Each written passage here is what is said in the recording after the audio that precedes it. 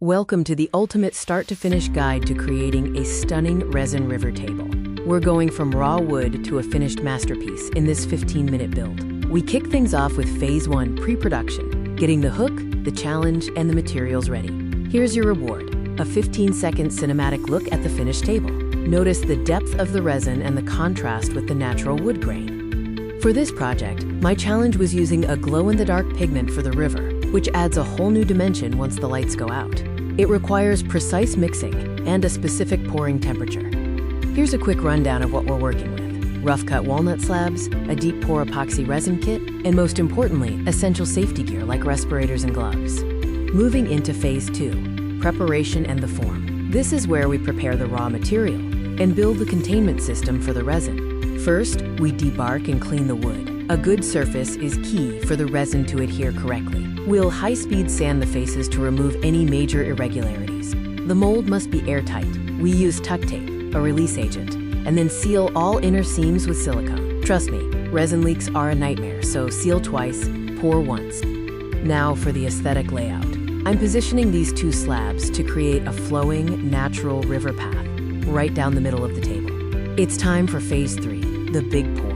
This is the most anticipated part of any river table build. Precision is everything. I'm measuring the two parts of the epoxy by volume before mixing in the glow pigment. Look at that satisfying swirl as the color integrates.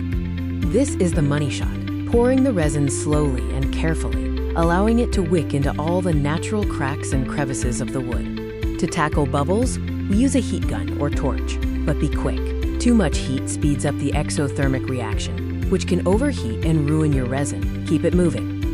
And now we wait. A quick overnight time-lapse of the epoxy curing and hardening. Patience is essential in resin work. Welcome to Phase 4, the reveal and flattening. This is where all the hard work starts to pay off. The best part, demolding. Listen to the crack and pop as the tape and mold separate from the finished piece. This is peak ASMR. The table needs to be perfectly flat.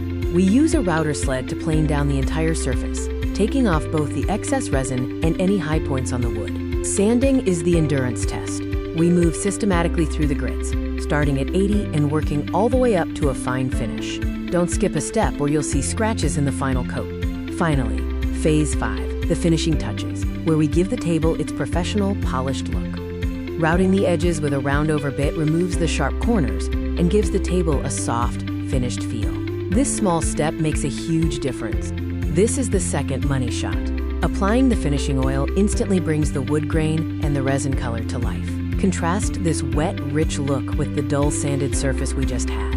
The final step is attaching the legs. We're using simple metal bases that complement the modern aesthetic of the river table.